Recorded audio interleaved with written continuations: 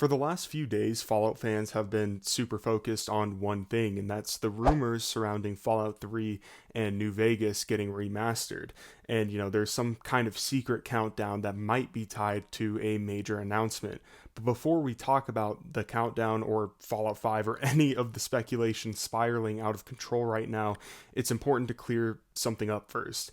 These remaster rumors did not start with the countdown. According to reporting from Vice, a prominent leaker has stated that a Fallout 3 remaster is real, with a New Vegas remake or remaster also being discussed internally. And that matters because this isn't just fans connecting the dots together after seeing a timer hit 0. This is information that has been circulating quietly for quite a while, only now resurfacing because Fallout is back in the spotlight with the new season of the show. And that distinction is pretty important here because what we're seeing right now isn't a sudden leak caused by a marketing stunt. It's older information being amplified by timing.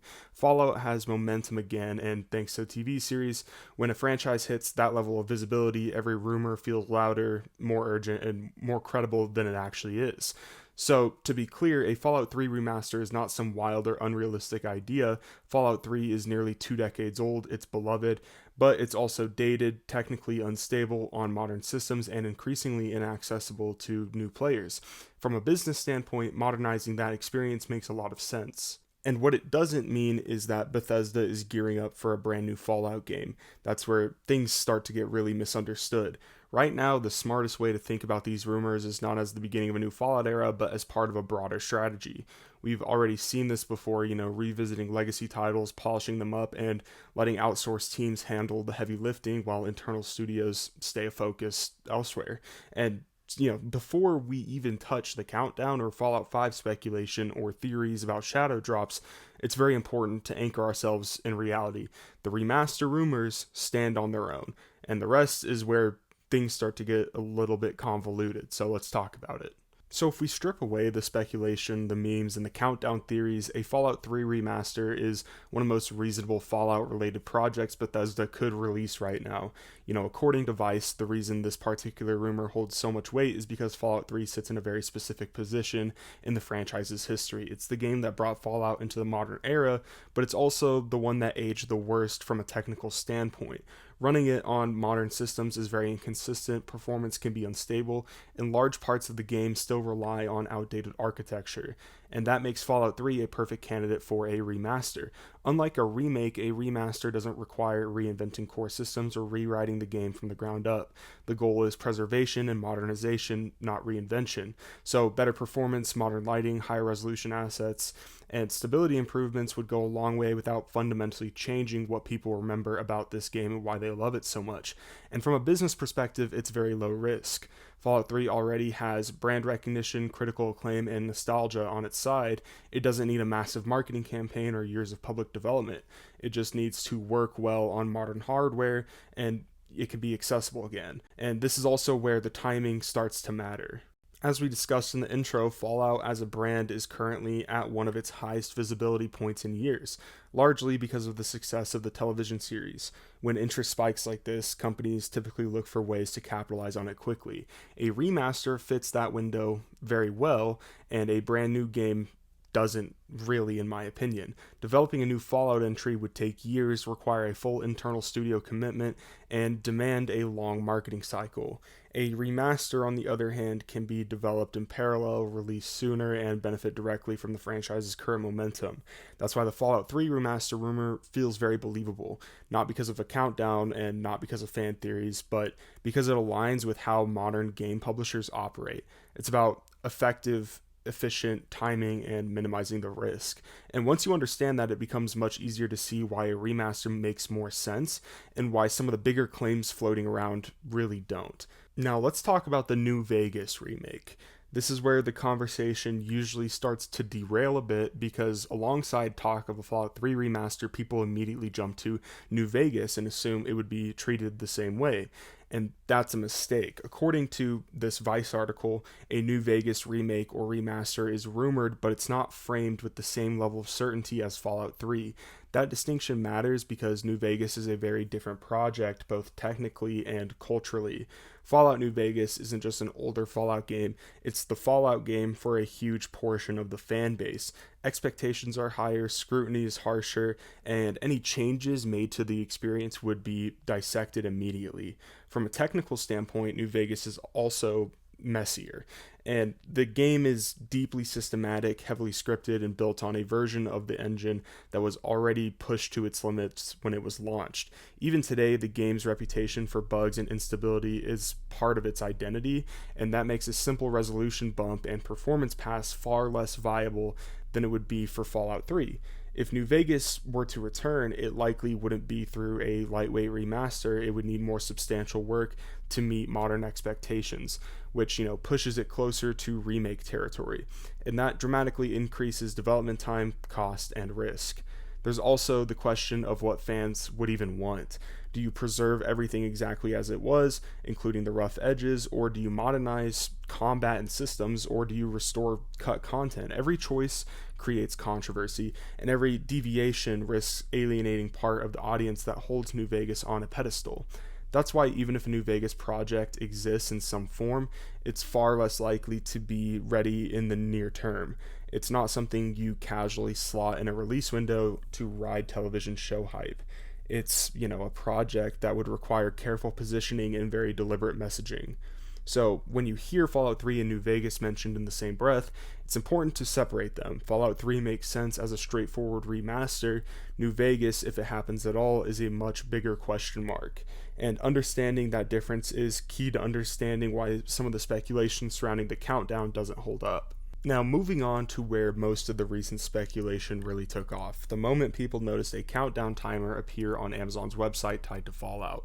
At a glance, it looks very mysterious. A locked countdown, Fallout branding, no immediate explanation, and in a community already primed by remaster rumors, it didn't take long for theories to spiral out of control. But according to IGN's reporting, the countdown isn't nearly as cryptic as it seems. The timer lines up almost exactly with the release window of the Fallout TV show Season 2 finale. In other words, it's not a hidden teaser buried on a random storefront page. It's a promotional countdown tied to the show itself. And that matters because there's a big difference between a marketing timer for a television series and a coordinated reveal for a major video game release. IGN points out that while fans are hoping for the countdown to signal a Fallout 3 or New Vegas remaster or even a Fallout 5, there's no direct evidence connecting the timer to any game announcement at all. No developer statements, no supporting leaks, no supporting details beyond timing and wishful thinking. And what's happening again is something very familiar. Fallout is popular again, and the TV show brought in new audiences, reignited interest among longtime fans, and pushed the franchise back into the cultural spotlight. When that happens, every ambiguous signal gets interpreted in the most exciting way possible.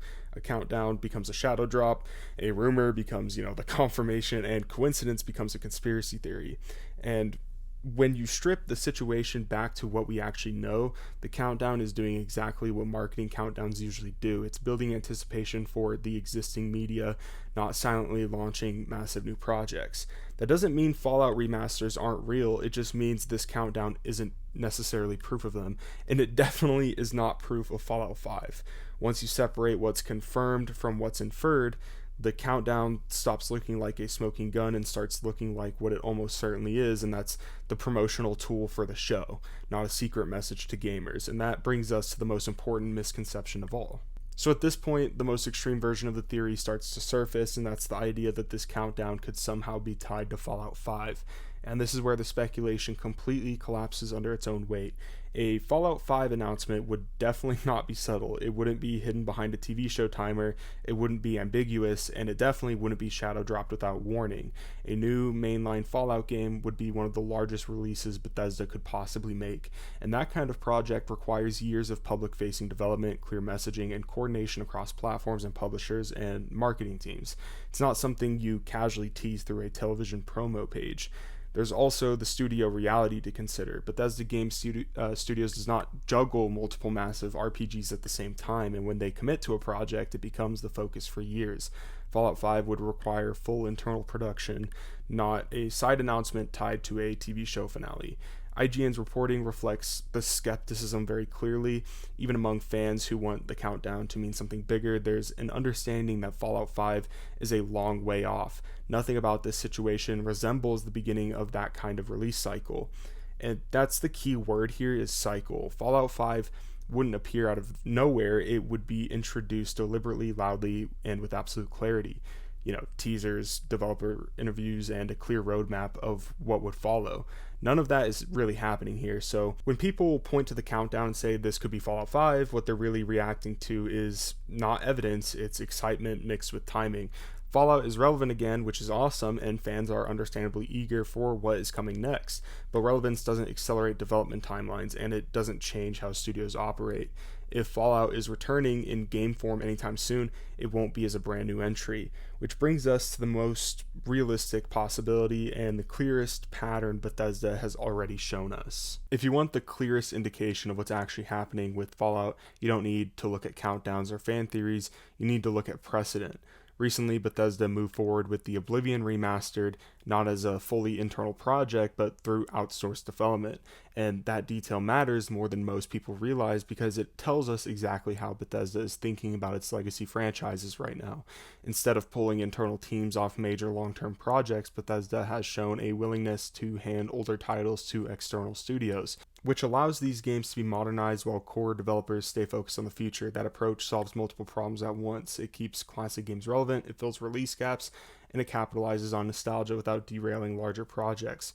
Once you understand that, the Fallout rumors make a lot more sense. A Fallout 3 remaster fits this model perfectly. It's a contained experience, it doesn't require narrative expansion, and it benefits massively from technical cleanup. And it can also be handled externally without compromising Bethesda's internal roadmap. That's exactly the kind of project you greenlight when a franchise suddenly regains, mainstream attention. And what doesn't fit this model is Fallout 5. A brand new Fallout game can't be outsourced in the same way. It would require full creative control, long-term iteration, and years of internal development. Nothing about Bethesda's recent behavior suggests they're pivoting towards that right now. And instead, what we're seeing is a publisher leveraging its back catalog intelligently, modernizing older titles to meet current standards while buying time for whatever comes next. So when people ask, why would Bethesda remaster Fallout 3 now, the answer is pretty simple. It's because they already showed us they would. And once you see Fallout through that lens, the idea of a remaster stops feeling like speculation and starts feeling like a legit strategy here that they're going for.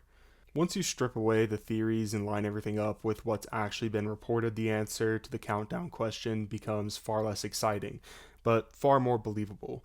According to IGN, the countdown is directly tied to Fallout, not to a game announcement. The timing aligns with the show's Season 2 finale, which we talked about, and everything about how the countdown is presented points towards standard television marketing rather than the surprise game reveal that we all want. And that distinction, once again, is very important. When companies tease game announcements, especially something as significant as a Fallout remaster, they do it through developer channels, publisher showcases, and the coordinated press releases. We touched on that earlier in the video. They don't bury it inside a locked promotional timer on a retail site tied to a TV property. What's way more likely and far more consistent with the reporting is that this countdown is building towards something related to the show itself. That could mean a finale event, bonus content, behind the scenes material, or a marketing push meant to keep viewers engaged once the season wraps. None of that is unusual. What is unusual is how quickly the countdown became a canvas for unrelated speculation. The moment fans noticed the timer, it absorbed every ongoing Fallout rumor around it, even ones that predated the countdown entirely. And this is where, context is just so important. The Fallout 3 remaster rumors exist independently, the New Vegas discussion exists independently, and the countdown exists independently. They only feel connected because they're happening at the same time, and timing alone isn't evidence. And that doesn't mean Bethesda or Microsoft won't acknowledge Fallout games during this renewed wave of interest. It just means this specific countdown isn't designed to do that job. It's doing what marketing countdowns almost always do. It's, pointing attention back to the product that it's attached to. And once you can accept that, the situation becomes much easier to read. It's not a secret message, it's not a shadow drop, it's definitely not a Fallout 5 reveal, it's just a timer. And with that cleared up, we can finally zoom out and talk about the most realistic Fallout future that actually could exist. So let's take a step back and look at everything that we've discussed in this video: the reporting, the timing, and Bethesda's recent behavior. A clear picture starts to form. A Fallout 3 remaster is very believable, not because of the countdown, once again, and not because fans want it badly enough, but because it fits an established pattern. It's a known quantity, it benefits from modernization, and it can be handled externally without disrupting long term development plans. A New Vegas project is possible, but far less certain. If it exists, it's likely more complicated, more sensitive, and much further away than the people are assuming. And Fallout 5, that's simply not part of this conversation right now. Nothing about the countdown, the leaks, or the current state of Bethesda suggests a new mainline Fallout game is ready to be announced, let alone even released. What does make sense is a strategy built around timing and the efficiency. Fallout is popular again. The TV show brought new eyes to the franchise. It reignited nostalgia and reminded a broader audience why this world and IP matter. In moments like this, publishers don't rush unfinished projects to the market. You would hope, at least. They reinforce what already exists. And that's where remakes and remasters come in. They keep the franchise visible, they bridge long gaps between releases, and they allow studios to capitalize on renewed interest without overcommitting resources. So, if Fallout is returning to games in the near future, it won't be through a surprise sequel or a shadow dropped Fallout 5. It will be through something very familiar, refined, updated, and carefully positioned, which I know that's not what some of you guys want to hear. I would love a Fallout 5. I want Bethesda to actually lock in. I'm so tired of waiting for the Elder Scrolls 6. Like, we should have gotten all of these games a while ago. It is very annoying. But once we start to realize the reality, the noise around the countdown kind of fades away, because the real story was never the timer, it was the pattern.